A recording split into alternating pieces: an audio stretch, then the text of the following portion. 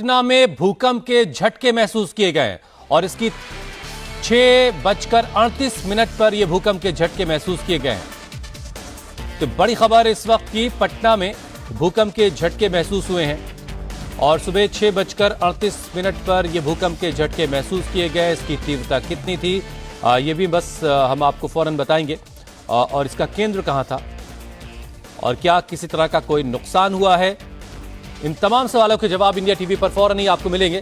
लेकिन फिलहाल ये बड़ी खबर, 6:38 पर पटना में भूकंप के झटके महसूस किए गए हैं।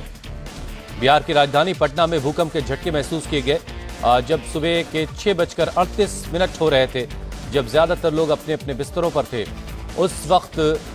और भूकंप का केंद्र नेपाल में है, ये खबर आ चुकी है।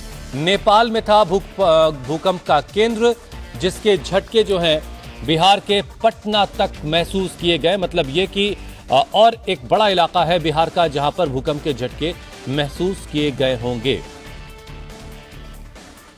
नेपाल में केंद्र रहा, सुबह 6:38 पर भूकंप के झटके महसूस किए गए हैं।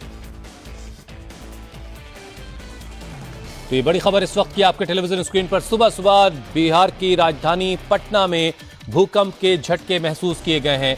6:38 का वक्त था जब भूकंप के झटके वहां महसूस हुए और बताया जा रहा है इसका केंद्र जो है, इस भूकंप का केंद्र नेपाल में है।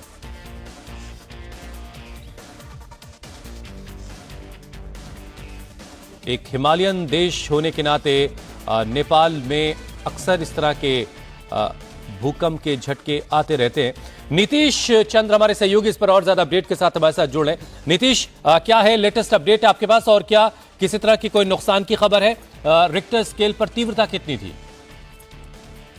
देखिए, अभी थोड़ी देर पहले भूकंप का झटका महसूस किया गया है और बिहार के अलग अलग जिलों से खबरें आ रही हैं। खुद पटना में मैंने महसूस किया है भूकंप का झटका। लगभग 6:37-38 के आसपास ये झटका आया और इसकी तीव्रता बहुत ज्यादा तो नहीं थी, लेकिन इसका ड्यूरेशन काफी लंबा था। कई सेकंड तक मैंने महसूस किया कि जो बेड है वो हिल रहा है। घर में जो तमाम चीजें थी वो दिख रही थी, हिल रही थी।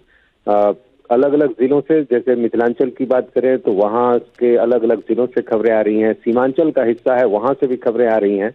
तो बिहार में लगभग हर जिले में भूकंप महसूस किया गया है। जहां तक नुकसान की बात है, अभी इस तरह की कोई जानकारी नहीं है, थोड़ा वक्त इसमें लगेगा।